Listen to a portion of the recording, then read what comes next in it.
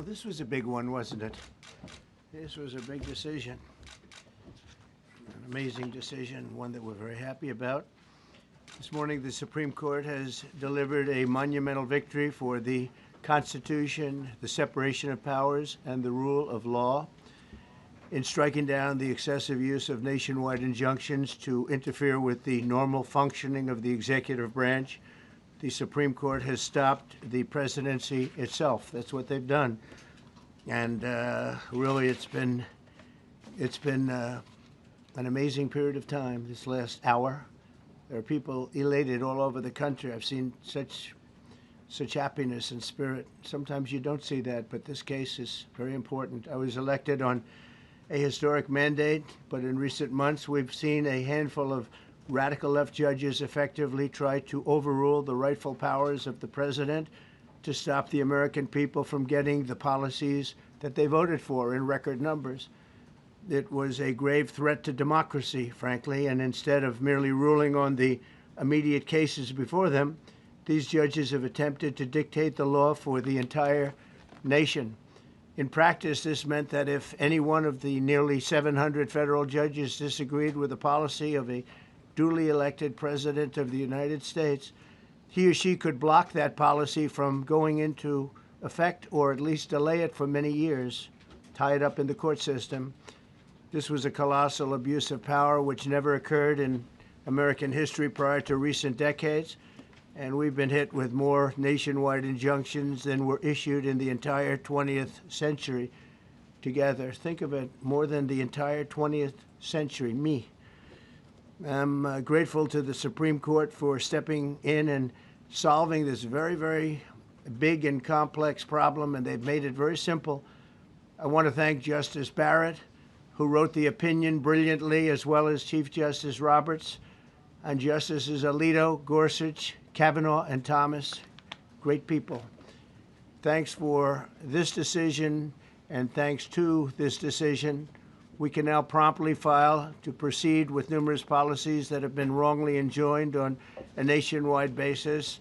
And some of the cases we're talking about would be ending birthright citizenship, which now comes to the fore. That was meant for the babies of slaves. It wasn't meant for people trying to scam the system and come into the country on a vacation. This was, in fact, it was the same date, the exact same date, the end of the Civil War. It was meant for the babies of slaves, and it's so clean and so obvious. But this lets us go there and finally win that case, because hundreds of thousands of people are pouring into our country under birthright citizenship, and it wasn't meant for that reason. It was meant for the babies of slaves. So thanks to this decision, we can now promptly file to proceed with these numerous policies and those that have been wrongly enjoined on a nationwide basis, including birthright citizenship, ending sanctuary city funding, suspending refugee resettlement, freezing unnecessary funding, stopping federal taxpayers from paying for transgender surgeries, and numerous other priorities of the American people. We have so many of them. I have a whole list. I'm not going to bore you, and I'm going to have Pam get up and say a few words, but there's really, she can talk as long as she wants, because this is a very important decision. This is a decision that covers a tremendous amount of territory. But I want to just thank again the Supreme Court for this ruling. It's a giant. It's a giant. And they should be very proud, and our country should be very proud of the Supreme Court today. And with that, I'd like you to listen to the words of Pam Bondi. She's an incredible Attorney General. We're very proud of her. And as you know, Todd Blanche is with us, and we have so many others that worked on this case and other cases. And I think they're doing a great job. Pam, please say a few words. Thank you, President Trump. Thank you for fighting for all Americans. Americans are finally getting what they voted for. No longer will we have rogue judges striking down President Trump's policies across the entire nation. No longer. Today, in the 6-3 opinion, Justice Barrett correctly holds that the district court lacks authority to enter nationwide or universal injunctions. These lawless injunctions gave relief to everyone in the world instead of the parties before the court. As the Supreme Court held today, they turned district courts into the imperial judiciary. Active liberal judges have used these injunctions to block virtually all of President Trump's policies. To put this in perspective, there are 94 federal judicial districts. 5 of those districts throughout this country held 35 of the nationwide injunctions. Think about that, 94 districts. And 35 out of the 40 opinions with nationwide injunctions came from 5 liberal districts in this country. No longer. No longer. These injunctions have blocked our policies from tariffs to military readiness to immigration to foreign affairs, fraud, abuse, and many other issues. The judges have tried to seize the executive branch's power, and they cannot do that. No longer. No longer. And on immigration, on a side note, today marks 2,711 arrests on these terrorists and these gangs. Total arrest today with HSI investigations. And thank you, Stephen Miller. Thank you to Homeland Security. Thank you to everyone working hand in hand with the FBI on all of these transnational gangs. TDA has been a huge terror to our country, as well as MS-13, as well as Sinaloa cartels. No longer. No longer. These injunctions have allowed district court judges to be emperors. They vetoed all of President Trump's power, and they cannot do that.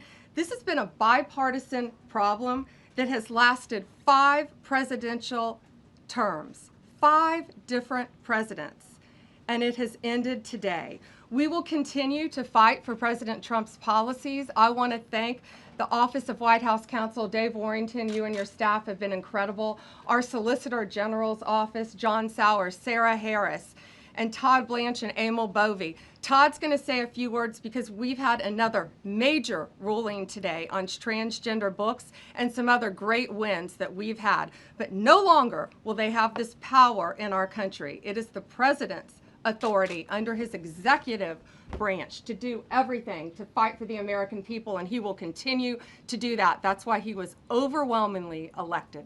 Thank you. Thank you. Today's a great day for the rule of law. It's a great day for the Justice Department, and it's one that's been a long time coming, and one that every American should have been waiting for with bated breath. And so I echo what the President said and Attorney General Bondi, that the Supreme Court did a great thing today, not only for this administration, but for every American in this country. If not for the injunctions case, we would be here talking about another great decision that came down today, the trans books case, which restores parents' rights to decide their child's education.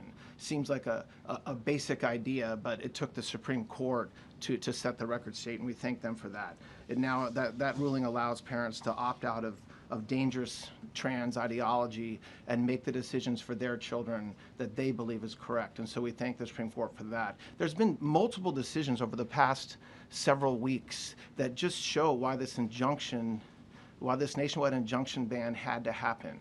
For example, what I mean by that is local district court judges issuing decisions that are clearly contrary to law just because they don't like the policy of President Trump. And when it gets to the Supreme Court has to correct it. But that takes time. The Attorney General thanked our lawyers, and I'll do it again. Our lawyers are working 24 hours a day, 7 days a week to fight these injunctions and to emergency appeals, emergency stays, going back to the district court judge, asking them to change their view. And so their hard work is really paying off today, but over the past few weeks. We had a stay of an order that prevented DHS from moving aliens to a third country. We had a stay of an order that stopped the Department of Defense from implementing military readiness, the EO that President Trump signed. We had another stay of an order forcing reinstatement of fired executive branch employees entirely within the President in Article 2, his right to do. We had a stay of, as you all know, of numerous DOJ cases. And again, every one of those stays requires a tremendous amount of work and effort by the lawyers and parties involved, and they should be doing other work. They should be doing the work that the President and this administration demands and has a right to demand, and not fighting these local judges who don't make decisions based on the law. They make decisions because they just simply don't agree with the administration's decision about a policy, and that's wrong. Thank you. Any questions? Yes, for Pam, please. Go ahead. Sure. Thank you, Madam Attorney General. So as you know, the Supreme Court did not rule on the underlying constitutionality of the President's birthright citizenship order. So what is the plan now? Are you going to try to implement the EO just in states where there isn't a legal challenge? Yes, so birthright citizenship will be decided in October, in the next session, by the Supreme Court, unless it comes down in the next few minutes. I guess it could come down. I think they're still deliberating right now on some cases. As you heard, we just got transgender books, which is a huge win.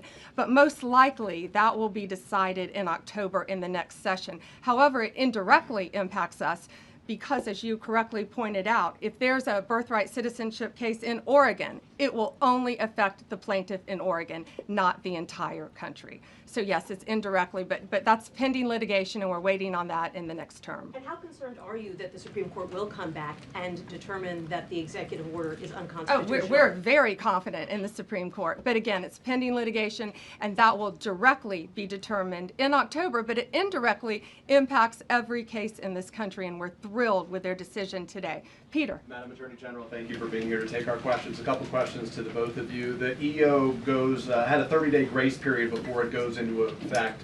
Is there any thought about trying to make it effective immediately within that period of time?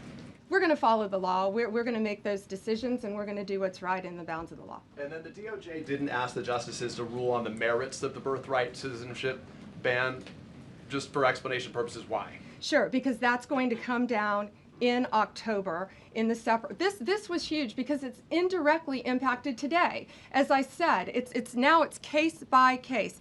Let me reiterate, of the 35 of the 40 nationwide injunctions filed against this president, against his executive authority as President of the United States, 35 of them came from Maryland, D.C., Massachusetts, California, Washington. I mean, that's crazy. These 5 districts. So yes, it indirectly impacts us. It will be a separate decision in October. Next question. Thank you, Mr. President. A question for you, sir. Do you believe this ends the power of the lower court judges to stop your agenda? Do you see this as a full green light for your agenda going forward? Well, you'd have to really speak to the lawyers about that, but this is really also a decision based on common sense. It didn't work the other way. It was a disaster where somebody from a certain location in a very liberal state, or a liberal judge, or a liberal group of judges could tie up a whole country for years because their decision would sometimes take years to overturn. We've overturned many of the decisions, but it would take years to do it. And we have to act quickly when it comes to illegal immigration. We have murderers, killers, we have drug dealers, we have what they've allowed to come into our country. Should never be forgotten. It should never be forgotten what they've done to our country. And we have to be able to act very quickly, and we're going to do that. Thank you. Just as Amy Coney Barrett, sir, I know that you praised her and her opinion here in this case. She has taken some heat, though, from some of your supporters who have labeled her weak, a squishy, a rattled law professor. What is your take on that? I don't know about that. I just have great respect for her. I always have. And her decision was brilliantly written today. From all accounts, yeah. Transgender rules, Mr. President. What would you say to Americans who fear that this is more and more concentration of power in the White House and the executive? Well, this really brings back the Constitution. This is what it's all about, and this is really the opposite of that. I mean, the question is fine, but it's the opposite. The Constitution has been brought back. Thank you so much, President Trump. Illegal crossings in the border are 0 now. 0. Does everyone hear that? 0. Trump 2028! Do you intend, President Trump? Who's that guy? I like him. I like him. He's working the cameras. With this new reality, President Trump, in the border, do you intend to engage personally with leaders from South America, not only Central America, Sure. in order to I do tackle that this anyway. situation I in do a that regional anyway. way, and if you have a prospection of meeting some Sure. presidents from South America, as Brazil, for example. Well, you should, as an example, not South America, but NATO over the weekend. Yeah. They have great respect for our country now. They did things that nobody thought was possible. they took funding from 2% to 5%. Nobody thought they'd ever pay the 2%, and now they're paying the 5%. It's over $1 trillion more a year. Think of that, $1 trillion. Nobody thought that could happen. That's a different group of people, different countries. Yeah, but we get along with a lot of countries. We are respected again. Our country, the U.S., is respected again. Was not respected 6 months ago. I can tell you. We ask about the big beautiful. Yeah, go ahead, please. Yeah, Mr. President, you have a deadline coming up on trade in 2 weeks. Which countries, if On any, what? on trade, on tariffs, Yeah. sir? Which countries, if any, are close to agreements with the administration? Well, that's an interesting question. We've made a deal with China. We've made a deal with probably 4 or 5 different countries. With the UK, it was a great deal for both.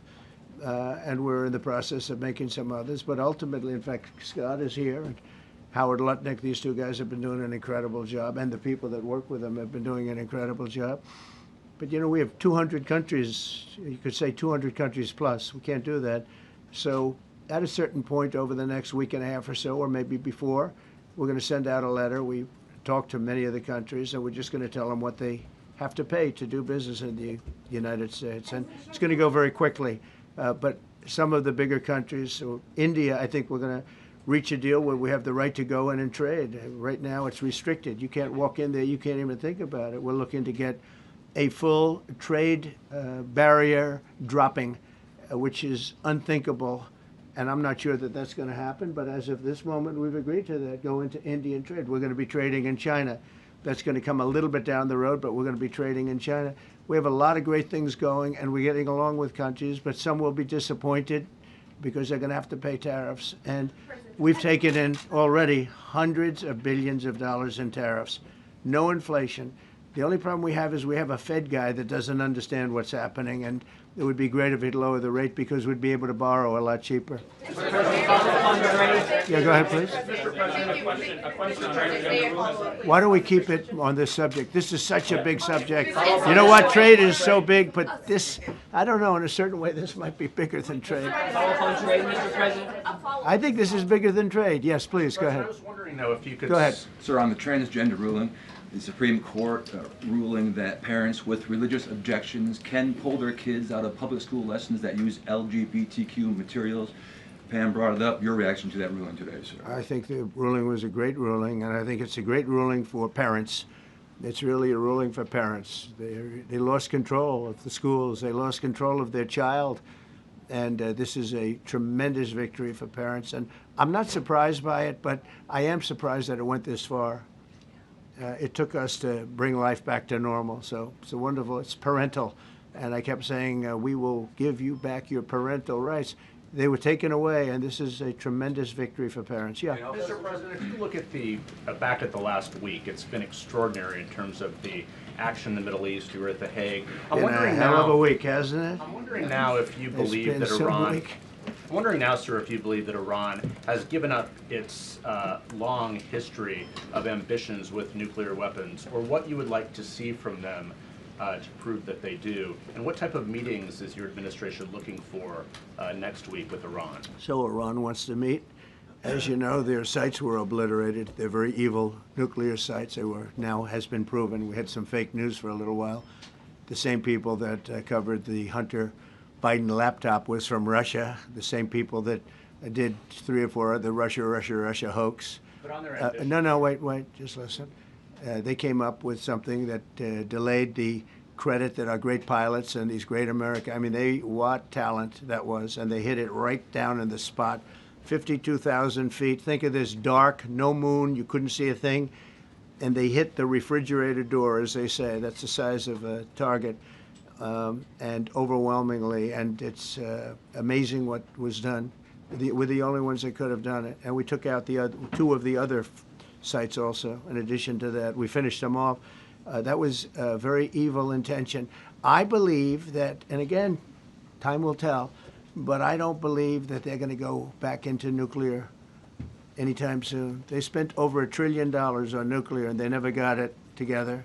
And nothing was moved from the site, by the way. To do that is very dangerous. It's very, very heavy material. Those cars were most likely the cars of masons because they were pouring concrete at the top, at the hatch, as you know, the hatch going into the nuclear site. They wanted to reinforce it, and they had some masons there pouring concrete. By the way, that concrete was obliterated. It hit exactly at the concrete. It was, I don't think it had a chance to dry, but everything's down there. It's under millions of tons of rock. Please. Yes. Your administration has said that El Salvador is one of the safest countries in the hemisphere. So why haven't you yet canceled temporary protective status for that country? Was it part of the deal? Well, we'll with this take a look. president? We've had a great relationship with El Salvador. They have a fantastic leader. They built a massive prison system. And I don't know exactly why, but it's a hell of a system. And we bring people there, and when they go there, they don't get out. And frankly, when they hear they have to go there, they become very nice people. They become very nice people. It's a tough system, but it's a brilliant system. And it's a system done by a very, very good leader. We'll talk about El Salvador. A lot of respect. Yeah, please. Thank you. A question for you, and then a question for the Attorney General. As you go into negotiations and talks with Iran, are you demanding not only that there would be no uranium production inside of Iran, but also that Iran would turn over all existing stockpiles of uranium? Well, you know, we're a little early for that, but something like that, yeah, we'll do something like that.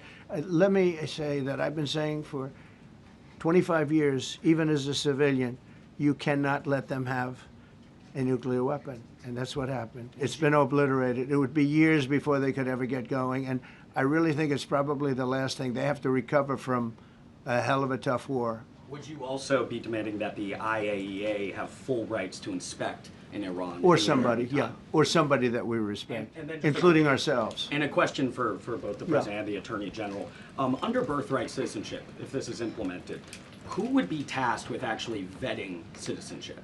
And how, like, would this be a situation where you have nurses and doctors checking for citizenship of parents, or? This is all pending litigation. It's going to be decided in October by the Supreme Court, and we'll discuss that after the litigation. If you have an undocumented baby, would that baby then be an enforcement priority? The violent criminals in our country are the priority now. Let me put it in perspective. Today marked the 2,711th arrest in our country of TDA members, just TDA. Everyone in this room agrees they are one of the most violent criminal organizations in the world. And the Biden administration let them walk into our country for the last 4 years. 2,711 of them today have been arrested in our country. That is the priority of Donald Trump. That is the priority of this country, of Homeland Security, of all of our lawyers, of FBI. That's the priority. That will be discussed in October when the Supreme Court hopefully rules in our favor, and we're very confident of that. But you should all feel safer now that President Trump can deport all of these gangs, and not one district court judge can think they're an emperor over this administration and his executive powers, and why the people of the United States elected him. I just might add one thing, and you know, they used birthright citizenship, some of the worst people, some of the cartels, to get people into our country, just so you know. And again, I say, if you look at the end of the Civil War, the 1800s, it was a very turbulent time. If you take the end day, was it 1869 or whatever, but you take that exact day, that's when the case was filed. And the case ended shortly thereafter. This has to do with the babies of slaves, very, very obviously. And I think we're going to win. People didn't, I don't think they went about discussing it right. I came along and we looked and we said, wait a minute, this is wrong. We've been looking at birthright citizenship wrong for years, but they've used it. The cartels have used birthright citizenship to get very bad people in, and what Pam's doing and what Todd and everybody else, what they're doing at DOJ and all over, FBI, ICE, Border Patrol, these are incredible people. They're trying to keep our country safe, and they don't want to have people come in. This is just another way that they get illegal immigrants into our country, and in some cases, very, very bad ones. Go ahead. Thank you, Mr. President. On your tax bill, if I could for a moment, senators are racing to rewrite parts of it right now after the Senate parliamentarian ruled that sections of it were outside of the process that they're using to get this through. Do you think that senators should respect the decisions of the parliamentarian, and what have you personally done in the last 48 hours to try and get Republican senators who are against the bill to a yes? Well, look, it's a great bill. It's a massive tax cut. If it's not approved, your taxes will go up by 68%. Think of that, 68, a record, the highest in the history. The Democrats won't approve it only because politically it's so good for the Republicans. The Democrats aren't approving it. But think of what they're not approving. They're not approving border security. We've done a great job at the border, but we have to add some wall. We have to do, various things. We have no money for that. We have no money for the border. We have no money for so many things. But if the Democrats, it'd be interesting to see if we get any Democrat votes. We should. If I were a Democrat, I would absolutely, maybe Fetterman, because he seems to be the most sensible one lately. If I were a Democrat, I would vote for this bill all day long because it's tax cuts and so many other things that are common sense. They're basic things. I think they're doing fine. The parliamentarian's been a little difficult. And I would say that I disagree with the parliamentarian on some things, and on other ways he's been fine. But we'll have to see. It's a big issue. I will tell you this: if that bill doesn't pass, the country will get a 68% tax increase. So think of this: you're a Democrat and you vote against it. That means you're voting in favor, because essentially you're voting in favor of the largest tax hike in the history of our country. And you can't do that. In addition, we're cutting costs by $1.7 trillion, and it won't affect anybody. It's just fraud, waste, and abuse. Mr. President, a leading global economist just did a 180 and says your tariff plan, you may have outsmarted everybody with it. What is your message? I love this. I love this question. This is the favorite. This is the best question I've ever been asked, because I've been going through abuse for years on this. Because as you know, we're taking in hundreds of billions of dollars, no inflation whatsoever. But Mr. President, what is your message to critics who think your tariff plan will cause a recession? I think they should go back to business school. It's so obvious. It's so obvious. I mean, we're taking in billions and billions of dollars from China and a lot of other countries. We took in, I had a call from somebody in the House and a high official. Sir, we have a problem. We don't know what to do. The books are a mess. I said, what do you mean by the books? The books, the money coming in. It's so terrible. I figured, oh boy, what's this? I don't like this question.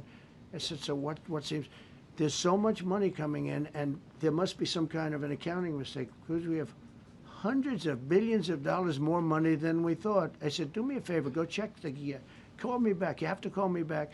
Check the tariff column. Calls me back 2 hours later, says, you're right. We took in $88 billion in tariffs. They have so much money coming in.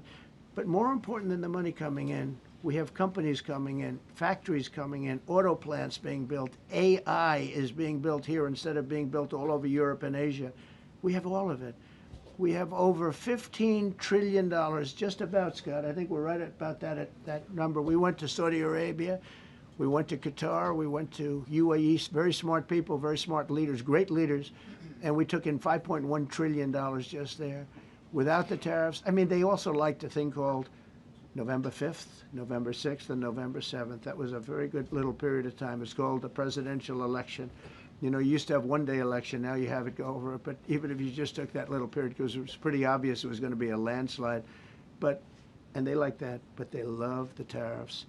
I had Texas Instruments come in the other day, big company, and he said, we're putting in $60 billion into new plants and new equipment, new everything.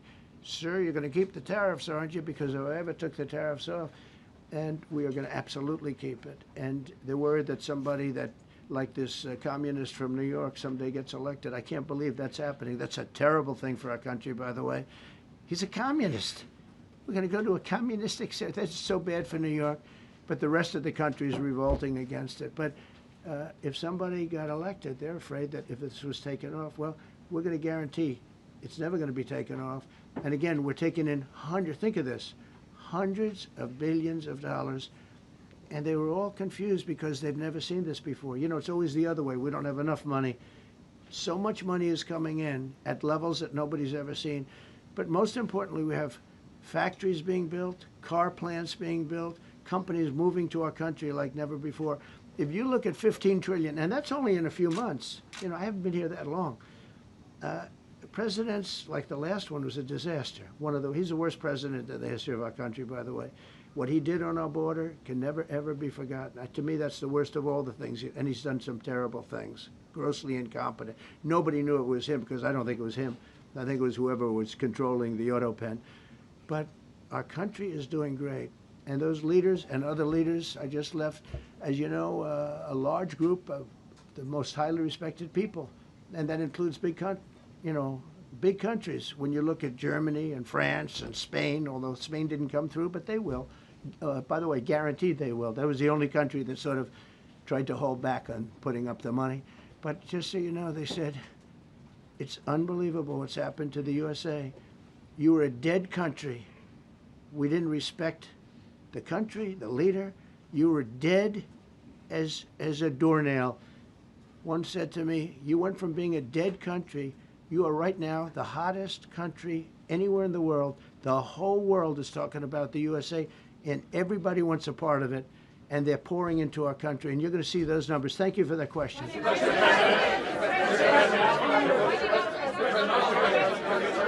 Yeah, go ahead, please. Thank you, Mr. President. I have a question about trade. Secretary Bessent has said that he hopes tariff deals with major partners will be done by Labor Day. So if some deals are not done by your July 9th deadline, will some countries' tariffs go back up, or will they stay where they are now? Well, there are some countries that are used to ripping us off, to be honest with you. And I don't want to name them, but you sort of can name them. And they're so used to just, taking it billions and billions of, look, we had a trade deficit of more than $1 trillion. Think of a trillion, a trade deficit. That's because nobody cared. We cared a lot when, I took in hundreds of billions of dollars in tariff. We had the greatest economy in history up until now. I think we're going to blow it away. But during my time, and especially prior to COVID, we had the greatest economy in the history of our country. I think we're going to blow it away now based on the kind of numbers that we're seeing. But some countries are very angry because they've been ripping us off for years. They've been making billions and billions of dollars. There was nobody to negotiate with. They could do whatever they want. They charged us tariffs, by the way, at numbers that we've never seen before. And we ended up losing much more than $1 trillion a year. $1 trillion a year on trade. And now they're being met with a force that's far greater than them, and they don't like it. So they're upset because instead of making, $5 billion, they're going to break even. Or they'll make a little bit. I want to be nice. They'll make a little bit. Or we'll make a little bit. It's a big difference. Yeah, please go ahead. Go ahead. Red dress. On the 2020 election, is there any more information on the special prosecutor? So many Americans still have questions about the 2020 election. And speaking of rogue judges, would you consider appointing somebody at DOJ maybe to investigate the judges that allowed for the political persecution of you, your family, and your supporters during the Biden administration? I love you. Who are you? I'm Kara from Lindell TV. Well, it's just a very nice question. And it's not a setup. I have no idea who you are, but I appreciate that question. All I can say is we're not here for that. I hope so. I hope they're doing a thing because that election was rigged and stolen, and we can't allow that to happen. A lot of people tell me, sir, you just won the greatest election in the history of our country. You won at numbers that won all 7 swing states, won the popular vote, won everything. Sir, go on with your life. And many people that say that, good people, friends of mine, then you have people that say that same thing, go on with your life, but you have to find out what happened because you can't let that happen again. Look at what this lunatic did. Look at what he did.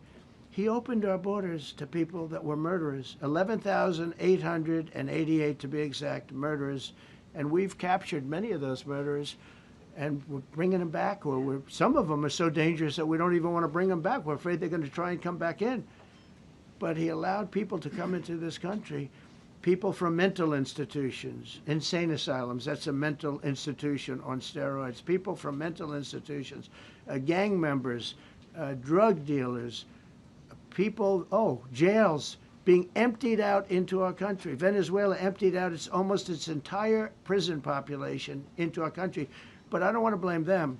Many countries have done that. The Congo, we have a great press conference coming up later, and it's the Congo and Rwanda. They were fighting for years, and it was machetes, it was vicious, it was as vicious, people's heads being chopped off. And I have a man who's very good in that part of the world, very smart, and put them together, and we're signing a peace treaty today. First time in many years they're going to have peace, and it's a big deal. You know, we talk about Russia, and we're working that one. President Putin called up, and he said, I'd love to help you with Iran. I said, do me a favor, I'll handle Iran. Help me with Russia. We got to get that one settled. And I think something's going to happen there. But we did some great work. India and Pakistan. That was going to be maybe nuclear. We did that. We did a lot of work. I don't know if there's ever been a president that's done much more. Serbia, Kosovo was going to go at it. Going to be a big war. I said, you go at it. There's no trade with the United States. They said, well, maybe we won't go at it. That's what happened with India and Pakistan. I was negotiating with both of them, and I said to Scott, I said to Howard, cancel all deals with India and Pakistan. They're not trading with us because they're in a war. They called back, what do we do? I said, look, you want to have trade with the United States, it's great. But you want to go and start using nuclear weapons on each other? We're not going to allow that.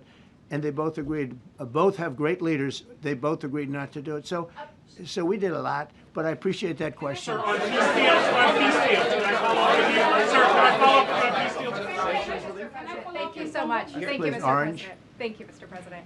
I was just speaking with Senator Ron Johnson on the One Big Beautiful Bill, and he says he really wants to get to yes for you and get this accomplished. He does. He's a good man. But he also said that he needs more time, and he is not certain that the July 4th deadline is Well, possible. then he's not such a good man. Because there's too much work to do. He's a good man. Ron How Johnson's important- doing a good job. He's very committed. Every Republican senator is committed. And, you know, you could have a couple of grandstanders, in all fairness. You could have somebody else. And it's very dangerous because our country would go from being the most successful country in the world to who knows what happens with a 68%, think of it, 68% tax increase. That was given by the Democrats because they like high taxes. I don't know what happened. You know, all my life, I'd grow up and I'd watch politicians talking. I'd say, oh, that's fun. And they were always saying, we will cut your taxes. We will cut your tax. I never heard it. They say, we will raise your taxes.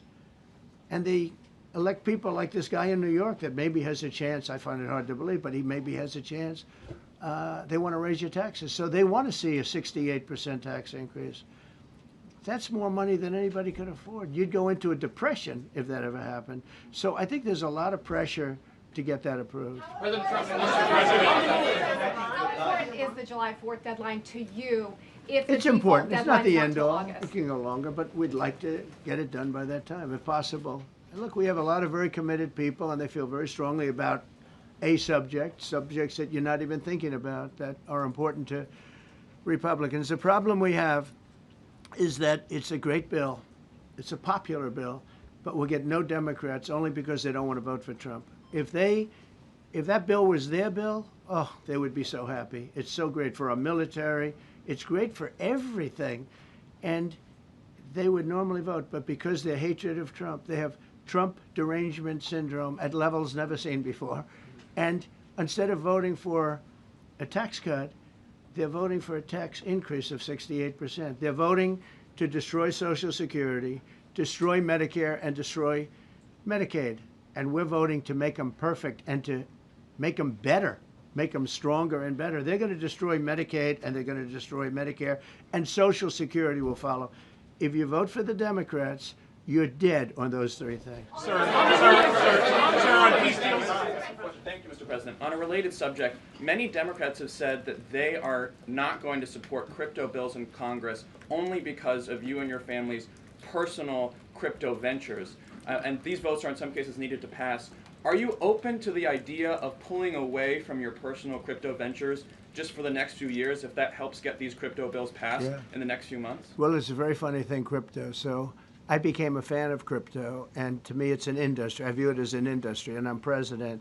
And if we didn't have it, China would, or somebody else would, but most likely China. China would love to.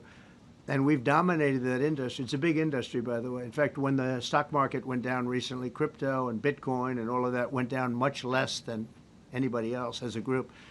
And we've created a very powerful industry, and that's much more important than anything that we invest in. We invest in it, but really that was an industry that wasn't doing particularly well. I got involved with it a couple of years ago, and before the second term. I got involved before I decided to run. I only decided to run because I saw what was happening, and Biden was incompetent, and the administration was crooked and incompetent, and I was in Bitcoin then, not knowing if I was going to do it a third time.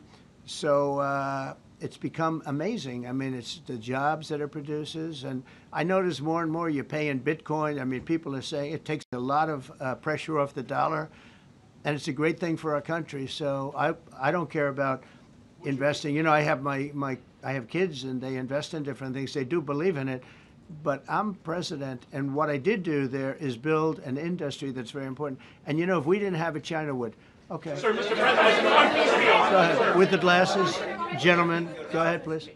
Go ahead. Thank you, Mr. President. So, are you going to cut funds in the sanctuary states, like for instance California, they keep supporting illegal immigration, and then these people work under Yeah, we're giving them a table? hard time. And also, in a foreign policy question. I mean, they don't have a governor in California. They have a man that wants to give away everything to people that nobody's seen before.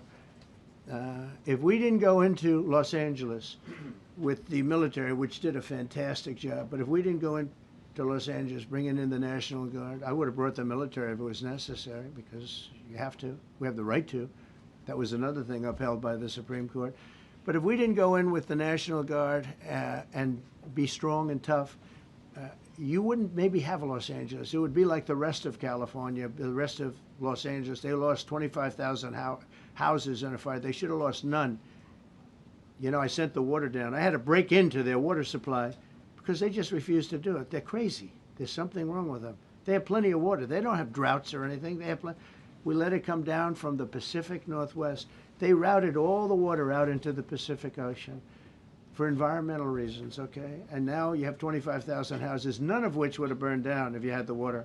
They didn't have water. They didn't have water for the fire pumps. They didn't have water in the sprinkler systems that people put in. So the answer is we're going to work with governors. We're going to work with radical left Democrats and Democrats, and we're going to make it good for everybody. We'll have to stop the crime in those, in the case of the cities, I think I can say just about all cities with heavy crime are run by Democrats. Go ahead. 11, Yeah, with the glasses. I'm with Iran Go ahead, yes. International. Yeah, no, the man behind you, yeah, please. President Trump, Anthony Mashhad from MTV Lebanon. I want to ask you regarding the threats posed by Iran's allies and proxies operating in the U.S. They were threatening your life. So what do you say about that? And regarding the Lebanon, because Hezbollah is as well part of Iran's allies, is there any time frame in Lebanon regarding disarming Hezbollah in Lebanon? Yeah, Lebanon is a great place with brilliant people. You know, it was known for the professors and doctors and had an incredible history. And hopefully we can bring it back again. I just appointed a friend of mine who's Lebanese, and I didn't know he was Lebanese. I've known him for 20 years, very, very successful man. And I just appointed him. And I said, why would you want that? He said, because I was born there, I was raised there, I love it. I love it so much. I said, you know, it's very dangerous going to Lebanon as ambassador. And he said, that's what they say, but I don't care about danger. I mean, this is a guy that is just a very big business guy. He wants to give up his whole life to go to Lebanon because he believes in it so much. We're with Lebanon all the way. We'll try and straighten it out. Action. Threaten my life? Yeah, they have threatened. I get that throbbing feeling every once in a while. Get that throbbing feeling, but you know what? That's okay. This is a dangerous business. What I do is a dangerous business. You know, I tell the story of the car companies and different people and different professions you have. Race car drivers, as an example. 1/10 of 1% die. Bull riders, 1/10 of 1%. That's not a lot, but it's people die.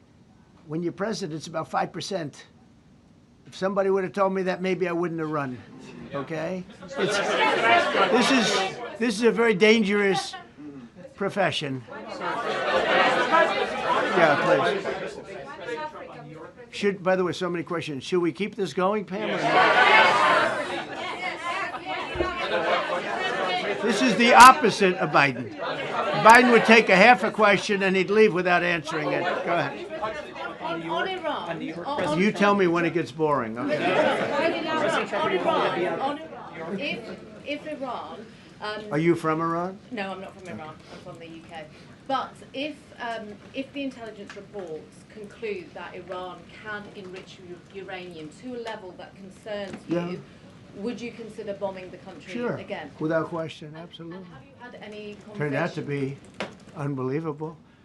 But, you know, our incredible flyers and I call them the shots, these guys are unbelievable. Think, from 52,000 feet, they hit the equivalent of a refrigerator door. They actually hit it right in the center, so it's much smaller than that. And just bomb after bomb going deeper, deeper, blowing up. Incredible, incredible thing. I don't know if you heard the general, he was very impressive. Raisin Cane. You know, he's the one that beat ISIS for me. And he did it in a matter of weeks. And I was told it was going to take 4 or 5 years. And when I got this job, I always said, if I get this job, I'm going to put that guy as the head of the Joint Chiefs of Staff. And Dan Kane, and he, when I heard his name was Raisin, his nickname is Raisin Cane. I said, you got to be kidding. So I liked him right from the beginning. But he knocked out ISIS in a time that nobody ever thought possible. And when this attack was completed and so successful, I said, now I know how you knocked out ISIS so quickly. But we have the best people, we have the best equipment in the world. You know, I rebuilt the military during my 4 years, during my other term. We have the best equipment in the world. The problem is we gave away, you know, a lot of it, but small relatively speaking. We gave a lot of it away to Afghanistan. Shouldn't have happened. That just shows how incompetent they were. They gave all that equipment away, billions and billions of dollars worth. Shouldn't have happened, but that was small compared to what we have. Now we have a great military with great people. Okay. Yeah, please. Mr. President, congratulations. A couple of very different questions. One is Rwanda, 1994. As you grew up in New York, we all knew how horrific those attacks were. Congratulations on that treaty. There are talks that perhaps... That's going to take place today at 3 o'clock in the Oval Office. We're going to have a signing with Rwanda and the Congo.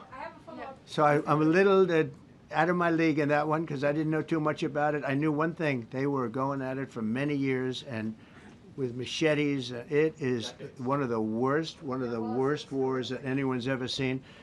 And I just happened to have somebody that was able to get it settled. I mean, just a brilliant person who is very comfortable in that part of the world. It's a very dangerous part of the world. I said, are you uncomfortable there?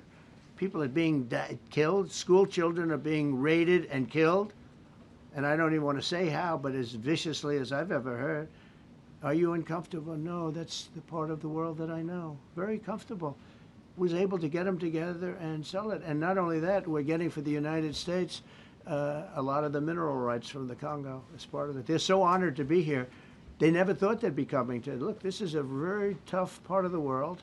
They never thought, they were just telling me, they never thought they'd ever be coming to the White House. And they're so honored. And so we're going to give them a great big reception. But that's after many years of fighting. It's a great thing. That's at 3 o'clock, I believe. Sir, are you concerned at all about secret nuclear sites in Iran? You talked about maybe just secret nuclear site? Yes, that there might be some of those. Not really. Can I tell you? They're exhausted. And Israel's exhausted too. And I dealt with both of them. And they both wanted it settled, both of them. And we did a great job, but they're exhausted. The last thing they're thinking about right now is nuclear. You know what they're thinking of? They're thinking about tomorrow, trying to live. It's such a mess. It's such a mess. The place was bombed to hell. And no, I'm not worried about it at all. And I'm putting out a little statement. I'm going to respond to the Ayatollah's statement yesterday that we won the war. Oh, God, we won the war. And I said, look, you're a man of great faith, a man who's highly respected in his country. You have to tell the truth. You got beat to hell. And Israel was beat up too. They were both beat up. And it was a great time to end it. It was quick. They got the hate out. There was a lot of hate, a lot of hate. It would be great if they didn't have that hate. But the last thing they're thinking about is nuclear weapons right now. Please. Thank you, Mr. President. Iris Howe with NTD Research Media with the Epoch Times. Thank you Good. so much for doing this. It's Sure. very refreshing for all of us here, It's a good I believe, group. in this room. So It's for- refreshing? Very refreshing. Yes, we haven't Probably. had this in, for the I past I understand what you mean. So thank you so much for coming out here. Other to talk than to Caroline's done a great job. Right? Yes, sure. You're referring to the past administration, Yes, not to yes. Caroline, right? Yes. Back to the ruling today, if you don't mind. So you have always talked about winning for the American people. Right. How do you think today's ruling will enable you to further deliver for American families and workers across the country, not only when it comes to immigration, but also when it comes to trade, energy? What actions are you most eager to move forward Well, I with think now? taking power away from these absolutely crazy radical left judges is a tremendous, this is such a big day. This is such a big day. It's like, it's sort of sad because we're doing the signing at 3 o'clock, and this may very well dominate the signing of a big war that was going on and really affecting the continent of, think of it, the entire continent of Africa was being affected, and we're settling that war today, and this will probably be a headline. But this is a very big moment, and it gives power back to people that should have it, including Congress, including the presidency. And it only takes bad power away from judges. It really doesn't take power. It takes bad power, sick power, and unfair power. And it's really going to be, this is a very monumental decision. Yeah, please. Yes, President, thank you very much. On July 9th, is that July 9th date set for tariffs to snap No. back? Or could there be a... We can do whatever we want. We could extend it. We could make it shorter. I'd like to make it shorter. I'd like to just send letters out to everybody. Congratulations, you're paying 25%. He doesn't want. He's a much nicer person than I am. Go ahead. You finish it up. Were you considering for the Federal Reserve then? And are you speeding up that process? I see Secretary. Oh, he's terrible. He's terrible. I mean, I have a list of things. We're like 38 on the list. We pay, Cameroon and different places are paying the same as us. Because, you have somebody sets a rate at 4% or 4.5%. It's hard to go out and say we should be paying 1% when you have your so-called experts doing it. And the sad part is, as per the question that you asked about tariffs, we've had the tariffs and we have less inflation than we had before. What we have is a hell of a lot more money, a hell of a lot more income, and we shouldn't be paying a rate like that. In other words, when we pay a rate, I'll tell you, each point is the equivalent of $300 billion. So if we had it down 3 points, because I think we should be at 1, you have Switzerland is at 0.25. In other words, 25% of 1%. And they're the number 1 right now. But we should be the number 1. And soon you're going to have, I think, you're going to have where the people will pay will pay, like we had a few years ago, where you put up money, you loan money, and I mean, you actually, instead of paying, you get paid. I love that. I don't know if it's any good, but I love it, where you put up money and you get paid. But we should be in a category, so we should be at the top of the list, not toward the bottom of the list. But we have a man who's not a smart man, and he probably has Trump derangement syndrome. And he's just not a smart person. What he's doing, though, he's hurting us for years to come. Because if we borrow money at 2 points higher than we should be paying, that's $600 billion. Wouldn't you say those numbers are about right, Scott? So it's 2 points would be about 600, actually more than that, but about $600 billion, all because the guy doesn't want to lower the rates. He is doing the service, a very disservice. And then he goes up and talks about, I'd like to see costs come down. He gets up and he does his little thing for 5 minutes, and he goes out and he goes back to the beach. He goes, I'd like to see costs come down. Well, he could lower the interest cost by $900 billion a year. All he has to do is lower rates. And everybody's saying, I was watching some of the business shows today, and they're saying, Trump's right. He should really be cutting. The country's doing well. We have no inflation. Now, despite him, we're doing great. But if we got the rates down, we would be a rocket ship. So I think that'll be it. And I just want to thank everybody. This is a really big day. We've had a big week. We've had a big week. We've had a lot of victories this week. NATO was a tremendous victory. The war was a tremendous. Look, we were talking about this for 30 years, about Iran being nuclear. And all I said is it will not be nuclear, and it's not going to be nuclear. And I want to give credit to a lot of people, most importantly to our great military. Boy, they put out that fire. Once that happened, once those bombs got dropped, that war was over. that war was over. But I just want to compliment them. Incredible, the general and all of his generals. Pete Hegseth was great. They were all, and now I want to compliment Pam.